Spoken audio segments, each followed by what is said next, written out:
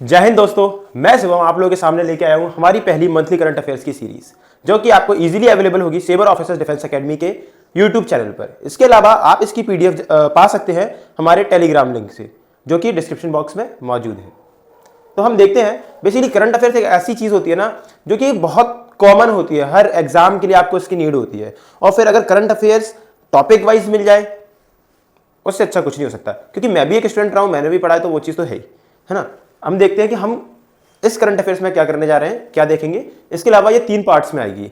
तो हम पहले देखते हैं ये जो चीज़ें हैं, अलग अलग awards, reports, government schemes, economy, defence news, environment, international news. इसके अलावा हमारी science and technology, sports, important dates and events, person in news, place in news, states in news and books.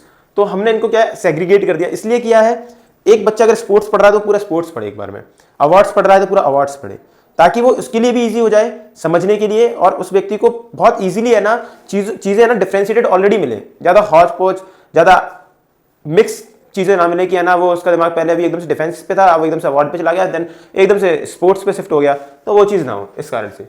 चलिए देखते हैं पहली न्यूज क्या है। तो अवार्ड सेक्शन की पहली न्यूज है Emmy 2025 awards. The 77th Emmy awards took place at the Peacock Theatre in Los Angeles. तो सर क्वेश्चन उठता है कि व्हाट इज एमी अवार्ड, ऐसा क्या है सर एमी अवार्ड? क्या एमी अवार्ड न्यूज़ के क्षेत्र में दिया जाता है?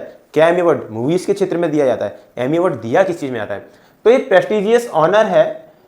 ये इसलिए दिया जाता है कि आपने कोई एक्सीलेंट वर्क किया है in field of American and international television programming. अब बात आई कि व्हाट इज टेलीविजन प्रोग्रामिंग, कि सर टेलीविजन प्रोग्रामिंग क्या है?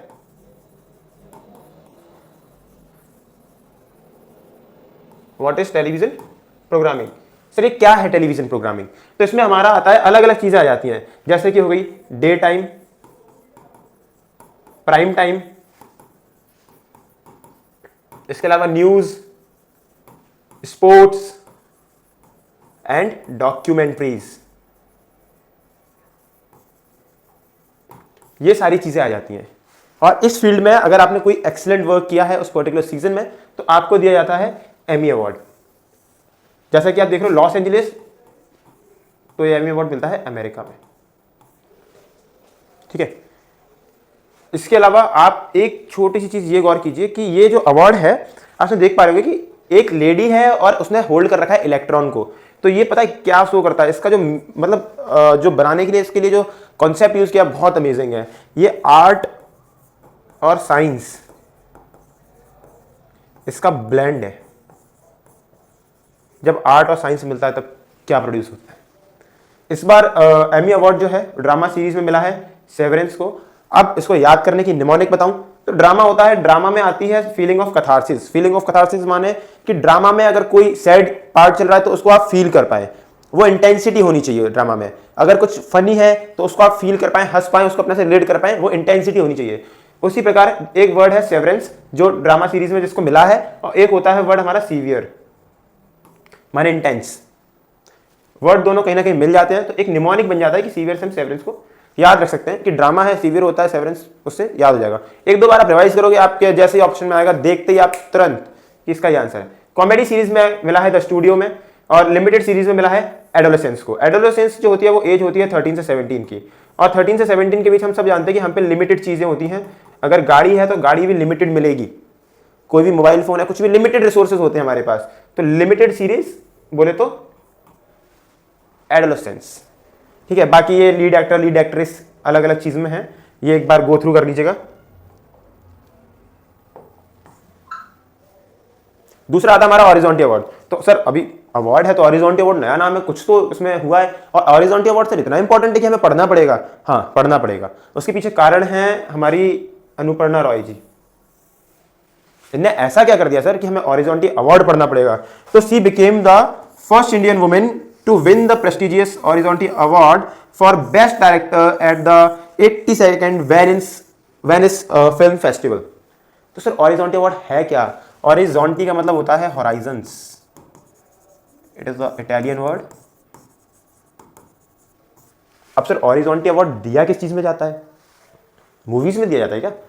हाँ, मगर एक कंडीशन है। कंडीशन बोले तो या तो वो मूवी होनी चाहिए एक्सपेरिमेंटल, या डेब्यू हो, या किसी डायरेक्टर का सेकंड वर्क हो, है ना, ऐसी मूवीज हो। जो एकदम नया डायरेक्टर है, उसने पहली मूवी निकाली, डेब्यूटेंट है, पहली मूवी निकाली, बहुत अच्छी थी, ऑरिजोंटी अवार्ड मिल गया, दूसरी निकाली, सेकंड वर्क कंसीडर किया जाता है। जैसे कि अनुपर्णा रॉय जी हैं, इनको मिला है songs of the forgotten trees के लिए, जो इनकी 2025 में रिलीज हुई। ये इनकी सेकंड है। फर्स्ट कौन सी थी?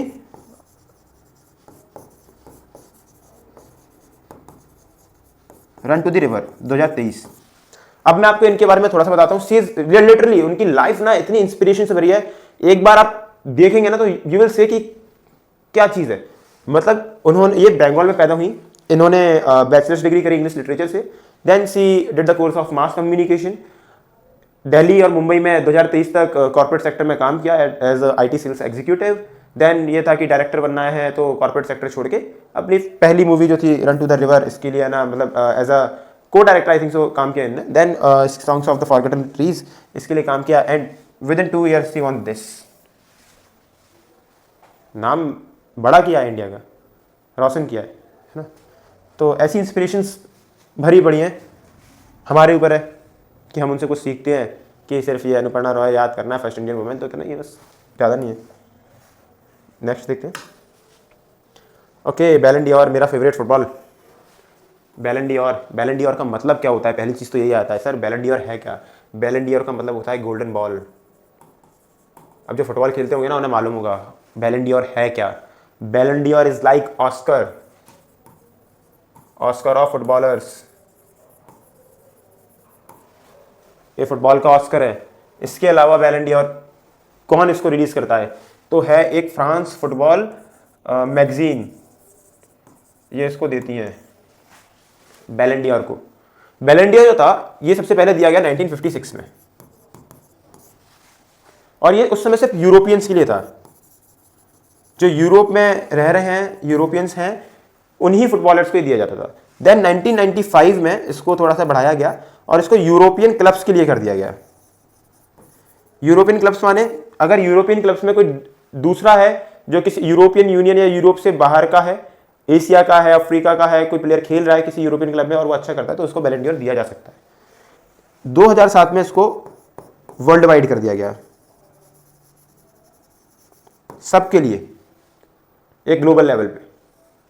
उसके बाद 2010 से लेके 2015 तक इनका कोलैब हो गया फीफा के संग, और ये बन गए फीफा बैलन डी'ओर। ये बन गया फीफा बैलन डी'ओर। 2017 से 2015 से ये फिर अलग हो गए और अभी ये बैलन डी'ओर है। इसमें 2 फैक्ट बहुत इंपॉर्टेंट है। सबसे ज्यादा बैलन डी'ओर अगर किसी को मिला है तो वो मिला है लायनल मेसी को, टोटल 8। इसके बाद सबसे ज्यादा कोई नॉमिनेट हुआ है तो वो है क्रिस्टियानो रोनाल्डो, टोटल इनको मिले हैं 5 इनको मिले हैं। सेकंड नंबर पे कोई आता है तो क्रिस्टियानो रोनाल्डो आता है। इस बार किसको मिला है? तो इसमें मेंस में मिला है ओस्माने डेम्बले, और वुमेन्स में मिला है बैलन डी'ओर एताना बोनमाती को। इसके अलावा इसी में एक ट्रॉफी होती है, कोपा ट्रॉफी, जो दी जाती है बेस्ट यंग प्लेयर को। एक होती है यासीन ट्रॉफी, जो दी जाती है बेस्ट गोलकीपर को। ये सिर्फ ट्रॉफीज के नाम है, उसको थोड़ा सा अलग बनाने के लिए कि यार सबको बैलन डी'ओर बोलते रहेंगे तो क्या, ठीक है। इसको गोल्डन बॉल ये भी बैलन डी'ओर का ही पार्ट है, मगर कोपा ट्रॉफी के नाम से जाना जाता है। बेस्ट यंग प्लेयर मिला है लामिन यमाल को और विकी लोपेज वुमेन्स में, और सेम गोलकीपर के लिए मिला है दोनारुमा को, हना हैम्पटन को मिला यहाँ पर। इतने याद करने, बहुत सारे याद करने, एक ये याद करना है। Women's club of the year पढ़ लेना, पेरिस सेंट जर्मन PSG को, और मेंस और वुमेन्स में मिला है अपने आर्सेनल को। That's it. इतना सारा पूरा हौच पौच नहीं मचाना है, जो इंपॉर्टेंट है बस उसे ही देखना है। यासीन ट्रॉफी मैन बहुत इंपॉर्टेंट है, कोपा, इसके अलावा वुमेन और मेंस, और ये दोनों बहुत इंपॉर्टेंट है। ओके, नेक्स्ट न्यूज आती है हमारी 71st national film awards. National film awards start हुए थे 1954। 1954? यस, 1954, मैं गलत नहीं हो सकता। बेस्ट एक्टर शाहरुख खान को दिया गया इस बार, कुछ के लिए, जवान के लिए। विक्रांत मैसी, बहुत फेमस फिल्म, 12th फेल। एक बार कह दो दुनिया पलट दूं, तो मतलब क्या था वो डायलॉग था ना उसमें कि आई लव यू कहते तो मैं दुनिया पलट दूंगा, तो कहते कि आई लव यू जाके पलट दो दुनिया। मेरे को तो वही डायलॉग देखा, उतना ही दिमाग में आया, बाकी सब काम का नहीं था। ठीक है, तो बेस्ट एक्टर मिलता है शाहरुख खान को। Second best actress Rani Mukherjee for Mrs Chatterjee versus Norway. Best feature film important है, याद करना है, 12th फेल रिलेट करना, फीचर फिल्म मिली 12th फेल को और विक्रांत मैसी को मिला 12th फेल के लिए। ठीक है, बेस्ट डायरेक्टर बिल्कुल इंपॉर्टेंट है, Sudipto Sen for the Kerala story. ठीक है, एक पल को ये नहीं भी करो चलेगा, डेब्यू फिल्म ऑफ डायरेक्टर, ठीक है, नहीं चलेगा, ये तो याद करो चाहे नहीं करो, मगर ये याद रखो क्योंकि ये है इंडियन आर्मी से रिलेटेड सैम बहादुर, जनरल सैम मानेकशॉ, तो ये तो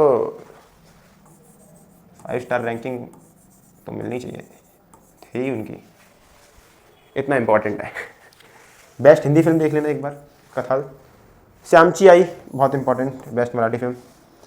हाँ, then short film, children film, ठीक है, डॉक्यूमेंट्री इतना नहीं है ये सब चीज़ें। तो ये सारी चीज़ें हैं जो हमें इसमें एक बार गो थ्रू करनी है। ठीक है, नेशनल फिल्म अवार्ड है, ये गवर्नमेंट ऑफ इंडिया द्वारा दिया जाता है।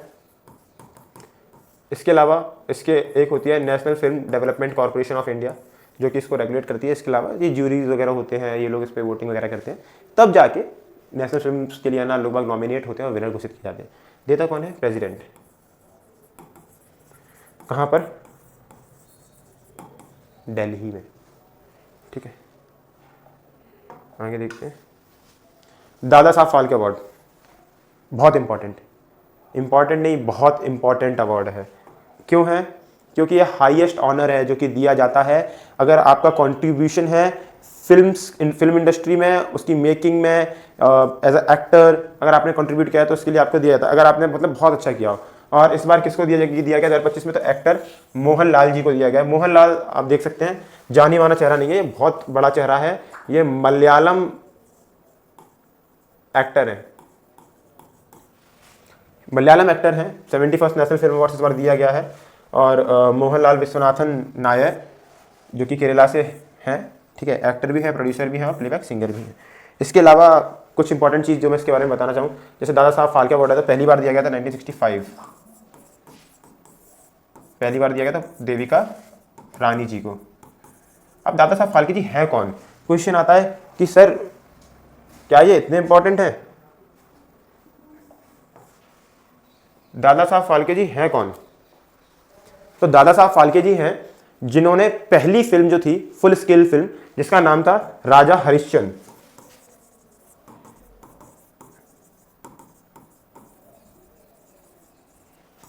जो कि 1913 में रिलीज हुई थी, ये इन्हीं ने बनाई थी। इसके अलावा इंडियन सिनेमा को सेट करने के लिए इसके मतलब एक बुनियाद रखना, नींव रखना, उसमें दादा साहब फाल्के जी का ना बहुत बड़ा योगदान था। और उसी के ऑनर में हमने जो है ना इंडियन गवर्नमेंट ने ये दादा साहब फाल्के अवार्ड उनके नाम पे निकाला।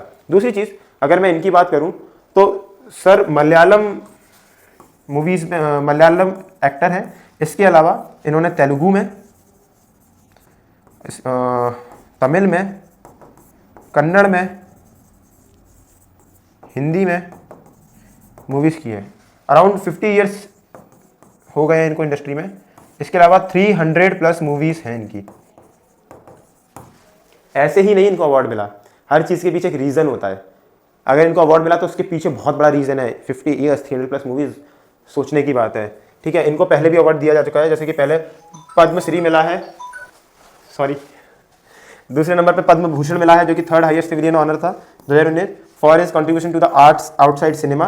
एंड देन इनको सबसे इंपॉर्टेंट चीज़, he is serving right now, he serving as lieutenant colonel in Indian territorial army in 2009। इनको वो रैंक जो है वो दी गई। ये एक खुद में ही एक बहुत बड़ी चीज़ है। About Dada Saheb Phalke award, country's highest film honour, introduced in 1969, conferred for outstanding contribution to the growth and development of Indian cinema. The award comprises a स्वर्ण कमल, एक स्वर्ण कमल मिलता है, कैश प्राइज मिलता है 10 लाख रुपए का। इसके अलावा एक सॉल मिलती है। और देविका रानी जो है वो first lady of Indian cinema हैं। ओके, 1969 और 1965। Okay, 1965 was the time when बैलन year was converted into European Union. Okay, इसको करेक्ट कर लीजिएगा, 1969 है।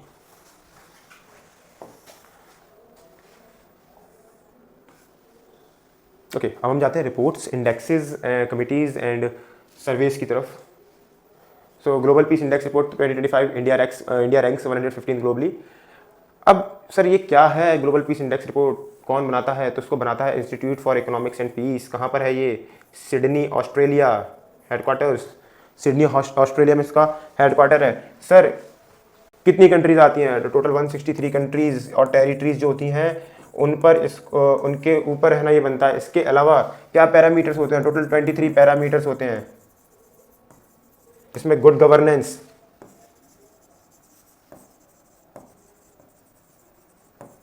ठीक है, मिलिटराइजेशन,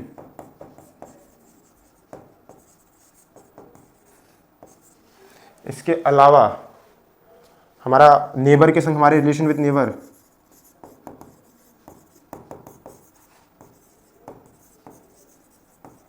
नेबर, कैसे है, इसके अलावा सोशल सेफ्टी एंड सिक्योरिटी कैसी है, ठीक है। बहुत सारे पैरामीटर्स होते हैं, उस पर जाके बनता है। हमारी रैंक 115 है क्योंकि इसमें एक ये रिलेशन विद नेबर वाला जो कॉन्सेप्ट आता है ना। अब अगर रिलेशन, अब ऐसे नेबर हो जो पाकिस्तान बांग्लादेश, तो हम रखना भी नहीं चाहते इनसे।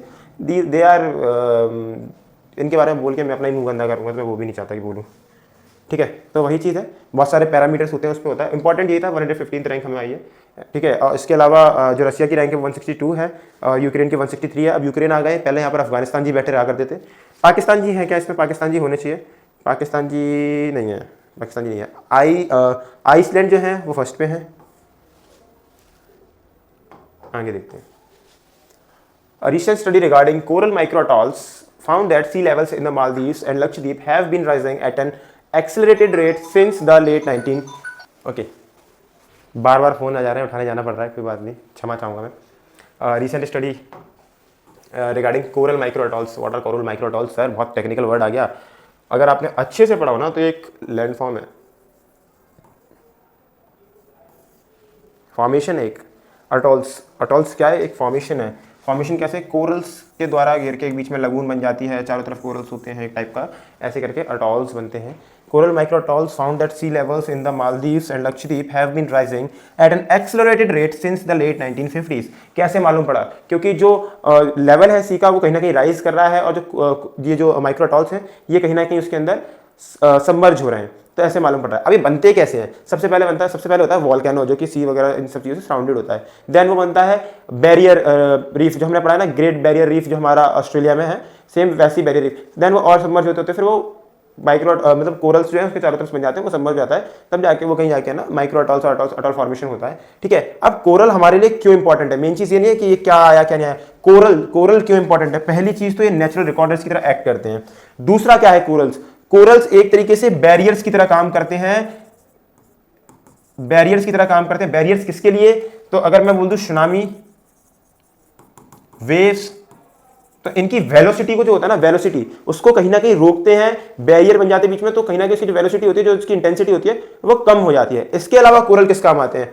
कोरल्स इतने इंपॉर्टेंट हैं कि इनसे जो चीजें मिलती हैं उनसे हम दवाइयाँ, जो मेडिसिनल बेनिफिट्स हैं इसके, लाइक अस्थमा का पेशेंट हो गया, अर्थराइटिस का हो गया, हार्ट डिसीज हो गए, कैंसर हो गए, इतनी बड़ी बड़ी बीमारियों के लिए ना मेडिसिन उपलब्ध कराता है। इसके अलावा अगर मैं बात करूं छोटे मतलब जो अलग अलग प्रकार की बायोडाइवर्सिटी इसके बीच में पाई जाती है, different types of seas fishes की स्पीसीज पाई जाती है, टर्टल्स की स्पीसीज पाई जाती है, तो एक तरीके से उनके रहने का है ना घर भी होते हैं। तो कोरल्स इतने इंपॉर्टेंट है। कोरल्स एक तरीके से ये मान के चलिए कि समुद्र के लिए ना इतने इंपॉर्टेंट है यार कि उनका है ना बोल नहीं सकते। जैसे हमारे लिए ऑक्सीजन होगी ना, उसी हिसाब से है ना कोरल्स जो है बायोडाइवर्सिटी के लिए उतने ही इंपॉर्टेंट हो जाते हैं समुद्र के अंदर। सेलो वाटर में होते हैं, सबको मालूम है कि सेलो वाटर में होते हैं, बहुत डेप्थ में नहीं मिलेंगे आपको कि आप एकदम डीप में चले गए, मिले नहीं। सेलो वाटर में होते हैं, तो छोटी फिशेज होती हैं, स्पीसीज होती हैं, उनके लिए बहुत शानदार। A report found that China and India proposed 87% of all new coal power capacity in the first half of 2025. Okay, इस रिपोर्ट में जो मेन चीज़ है वो है कि India has proposed 12.8 gigawatt of new coal projects in the first half of 25 and China proposed 74.7 gigawatt, something 6 time ज़्यादा हमसे। अब ऐसा क्यों इतना हमें एनर्जी चाहिए, हमें चाहिए, चाइना को चाहिए, तो ऐसा क्यों चाहिए? रीज़न है, अगर आप एक डेवलपिंग नेशन है या डेवलप्ड नेशन है तो आपको एनर्जी सिक्योरिटी की तरफ जाना पड़ेगा, आपको एनर्जी की पूर्ति करनी ही पड़ेगी, ठीक है। क्योंकि अगर आप डेवलपिंग है, आपके इंडस्ट्रीज आएंगी, आपके इंफ्रास्ट्रक्चर बिल्ड होगा, आपका डेवलपमेंट होगा। अब वो डेवलपमेंट होगा तो कैसे रन करेगा? एनर्जी चाहिए ना। एनर्जी सिक्योरिटी भाई किसी भी कंट्री की ना बहुत मेजर डिमांड है। आप एक बात समझिए, हाँ अभी हम रसिया से है ना ऑयल खरीद रहे थे, क्या कारण था प्रॉब्लम आने का? कि उसका कहना था, यूएसए का कि है ना रशिया से ऑयल मत खरीदो, ये मत खरीदो, आप है ना वॉर को है ना बढ़ावा दे रहे हैं, आप ये कर रहे हैं, ठीक है। मगर हमें वहां से सस्ते रेट में, सब्सिडाइज्ड रेट में, कम रेट में मिल रहा है, हमें हमारी एनर्जी कंजम्पशन है, हमें उसको भी देखना है, ठीक है। तो हम क्यों नहीं खरीदे, ठीक है। India is a sovereign country, हमारे डिसीजंस हमारे होने चाहिए, किसी और पंचायत के नहीं होने चाहिए कि G7 कंट्रीज बैठ गई या नेटो कंट्रीज बैठ गई या यूरोपियन यूनियन बैठ गया, या जो कंट्रीज अपने आपको बहुत बड़ी समझती हैं, जिनकी कुछ वैल्यू नहीं है आज की डेट में, बता दूं, जिनकी कोई क्रेडिबिलिटी नहीं बची है, लाइक कंट्रीज लाइक अमेरिका, ये सोचें कि ये हम पे दबाव बना लें, तो नहीं, हम इन पे दबाव बना सकते हैं, ठीक है। अभी अगर हम देखें तो basically India already renewable resources की, रिन्यूएबल एनर्जी की तरफ जा रहा है। अभी हम थर्मल पे भी काम कर रहे हैं, अभी हम ऑलरेडी सोलर पावर प्लांट्स पे काम कर रहे हैं। अगर हम बात करें स्मार्ट सिटी की, तो स्मार्ट सिटी का एक जो मेजर कंसेप्ट है वो तो यही है कि सोलर मीन्स जो रूफ टॉप्स होनी चाहिए वो सोलर पावर पैनल से इक्विप्ड होनी चाहिए, ठीक है। इसके अलावा अगर हम देखें तो हम हाइड्रो इलेक्ट्रिसिटी पे भी काम कर रहे हैं, ठीक है, विंड पे भी काम कर रहे हैं। तो हम रिन्यूएबल प्लस नॉन रिन्यूएबल दोनों को एक साथ लेके चल रहे हैं, जो कि बात शायद यहां बोली हुई हो कि डुअल, इंडिया जो है वो डुअल काम कर रहा है, renewable while increasing its reliance on coal too. तो हम रिन्यूएबल प्लस नॉन रिन्यूएबल हम दोनों पे ही काम कर रहे हैं। ऐसा नहीं है कि हम किसी एक पे काम कर रहे हो कि है ना नहीं हम कोल से, क्योंकि हमें भाई कार्बन फ्री भी होना है ना, हमें ग्लोबल वार्मिंग को भी कम करना है, हमें क्लाइमेट चेंज को भी कम करना है, उसके लिए भी हेल्प करनी है, ठीक है। सोलर अलायंस जो इंटरनेशनल सोलर अलायंस है जो इंडिया लेके आया कॉन्सेप्ट, ठीक है भाई, बहुत जोरों शोरों से काम कर रहे हैं उस पर, थोड़े बहुत नहीं, बहुत जोरों शोरों से सोलर, और देखने को मिल भी रहा होगा, हम लोगों को लगाने के लिए सब्सिडी मिल रही है, कंपनीज अगर वो अपने में लगाती है तो उनको सब्सिडी मिल रही है, ठीक है। दूसरी जगह हम इंपोर्ट कर रहे हैं। एक तरीके से इंडिया ने सोलर पैनल्स का ना रिवॉल्यूशन ला दिया है वर्ल्ड में। तो इतनी ज्यादा मतलब इन सब चीजों की नीड है हमें। India first digital sensors in 2027 will use mobile apps and a web portal. तो क्वेश्चन आता है कि सर डिजिटल सेंसस क्या है? सेंसस है हमारा यूनियन लिस्ट का हिस्सा, आर्टिकल 246 कहता है कि ये हमारा यूनियन लिस्ट का पार्ट है। इसके अलावा क्या है? तो इसके अलावा सेंसस में यूनियन लिस्ट का मतलब हो गया कि जो हमारी पार्लियामेंट होगी वही जो भी लॉज हैं, रेगुलेशंस हैं, वही रेगुलेट करेगी सेंसस को, ठीक है। इसके अलावा अब सेंसस अगर होता है 2027 में तो फिर एक आर्टिकल आता है 82। यह आर्टिकल 82 कहता है कि रीएलोकेशन ऑफ सीट्स, जो सीट्स हैं उनका रीएलोकेशन हो, डिलिमिटेशन कमीशन आएगा। क्योंकि हम सब जानते हैं कि 1/10 लाख, 10 लाख पर एक व्यक्ति जो है वो कॉन्स्टिट्यूशन ने दिया था अपन को कि जो है ना विधायक होगा, सॉरी जो एमपी होगा वो एक व्यक्ति जो होगा वो 10 लाख पर एक होगा, ठीक है। अगर हमारी ग्वालियर कॉन्स्टिट्यूंसी है तो अगर यहाँ 10 लाख लोग हैं तो हमारे यहाँ से एक एमपी जाएगा, अगर यहाँ 20 लाख है तो हमारे से 2 जाने चाहिए, 30 लाख है तो 3 जाने चाहिए। डिलिमिटेशन कमीशन यही चीज करेगा। सेंसस में मालूम पड़ेगा कि ग्वालियर है तो ग्वालियर में कितने, 1 करोड़ की जनता है तो 1 करोड़ पे 10 जाने चाहिए, ठीक है। तो कहीं ना कहीं है ना सीट्स जो है वो बढ़ेंगी क्योंकि पॉपुलेशन ग्रो हुई है, ठीक है। इसके अलावा अब इसमें हम पढ़ें, अगर इसको देखें तो ये फेज 1 जो हाउस लिस्टिंग होगी इन अप्रैल 2026। अब ये क्या है, होना तो सर 2027 में है, फिर ये फेज 1 2026 में क्यों आ गया? हाउस लिस्टिंग का मतलब जो हाउसेज हैं, जो बड़ी बड़ी बिल्डिंग्स हैं, उसमें कितने फैमिलीज रह रही हैं, ये जो है इन सबको जियो टैगिंग करी जाएगी और ये करेगा कौन? रजिस्ट्रार और उसका स्टाफ, जो भी सपोर्टिंग स्टाफ मिले, ये रजिस्ट्रार का काम रहेगा कि एक घर है तो उसमें क्या क्या बेसिक एमिनिटीज हैं कि नहीं है, वाटर है कि नहीं है, बाकी सारी चीजें हैं कि नहीं है, ये सारी चीजें। दूसरा आता है फेज 2।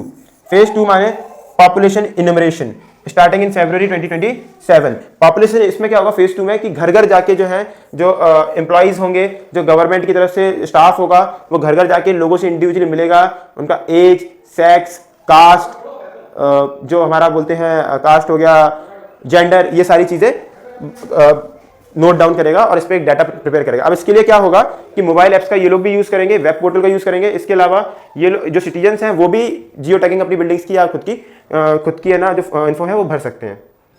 तो कुल मिला के डिजिटलाइजेशन की बात करी गई है इसमें, और डिजिटलाइजेशन कहीं ना कहीं बहुत इंपॉर्टेंट पार्ट आज की डेट में हो गया है क्योंकि टेक्नोलॉजी इतनी एडवांस हो गई है।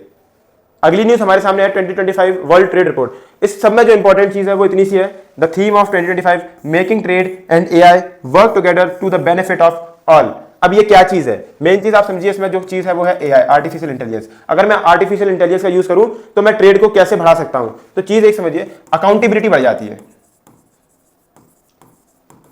और फिर बढ़ नहीं जाती है, ईजी भी हो जाती है ना। इसके अलावा क्या हो जाता है कि अगर कोई डिमांड है तो है ना, हम उसकी है ना प्रिडिक्शन पहले से ही कर सकते हैं। कोई रिस्क है तो हम उसकी प्रिडिक्शन पहले से ही कर सकते हैं, ठीक है। कोई फ्रॉड होने का है तो हम उसको पहले ही इन्वेस्टिगेट कर सकते हैं, समझ सकते हैं कि यार ये फ्रॉड वाला चीज हो रहा है। इसके अलावा क्या, एरर परसेंटेज कम हो जाता है, इफिशियंसी बढ़ जाती है। एआई ऐसी चीज है ना जिसने है ना वर्ल्ड में ना बहुत मैसिव चेंज ला के रख दिया। वही वाली बात आ जाती है कि अल्फ्रेड नोबेल डायनामाइट का जो है इन्वेंशन किया। क्यों किया भाई डायनामाइट का इन्वेंशन? ताकि कोल माइनिंग अच्छे से हो पाए, ठीक है। चीजें मतलब यह है कि डायनामाइट ये थोड़ी किया था उन्होंने कि नहीं लो बम बनाओ फोड़ते चलो, ह्यूमैनिटी के खिलाफ थोड़ी किया था, ह्यूमैनिटी के लिए किया था, ठीक है। एक आंख भगवान ने दी है, नजरिए दो हो सकते हैं, अच्छा या बुरा। सेम चीज है, एआई आया है हमारे पास, दो ही बात, वही बात, अच्छा या बुरा। आपके ऊपर है, हमारे ऊपर है, हम उसका यूज कैसे कर रहे हैं। कुछ लोग इसको डीप फेक की तरह यूज कर रहे हैं, ठीक है, फेक वीडियोस बना रहे हैं, ठीक है। किसी को ब्लैकमेल किया जा रहा है तो कहीं पे अराजकता फैलाने की कोशिश की जा रही है। तो वही चीज आ जाती है कि एआई क्या क्या कर सकता है। अकाउंटेबिलिटी बढ़ा देगा, एरर परसेंटेज, कोई अगर मेरे को डिमांड अगर जो मार्केट की है उसे पहले से प्रिडिक्ट करना है, एआई बहुत हेल्प करेगा, ठीक है। वही चीज है कि रिस्क है अगर मार्केट में, उसको पहले ही प्रिडिक्ट कर दिया करेगा। तो AI will help every field, means वो हर एक फील्ड में ना हेल्प करने जा रहा है। It's gonna help in every field, ठीक है। एआई एक ऐसी चीज है। अब ये मत बोलना कि है ना डिफेंस में भी एआई हेल्प करेगा, तो टेक्निकल चीज में तो कर देगा, जहां पर लेबर और मैन फोर्स चाहिए वहां नहीं करेगा। अगले पार्ट में हम देखेंगे government schemes, portal, apps, initiatives जो भी आया होगा सितंबर में। इस पार्ट को हम यही समाप्त करते हैं और तब तक के लिए सभी मतलब हमारा टेलीग्राम जो अकाउंट है वो डिस्क्रिप्शन बॉक्स में मेंशन है, आप उसको ज्वाइन करें। यूट्यूब चैनल को सब्सक्राइब करें और डेली करंट अफेयर्स की जो सीरीज है वो भी आएगी, इसके अलावा वीकली भी आएगी, उसको भी ज्वाइन करें ताकि आप करंट अफेयर्स से एकदम अप टू डेटेड रहें। और उम्मीद करता हूँ कि आप लोगों को पढ़ने में अच्छा लगा हो। जय हिंद, जय भारत।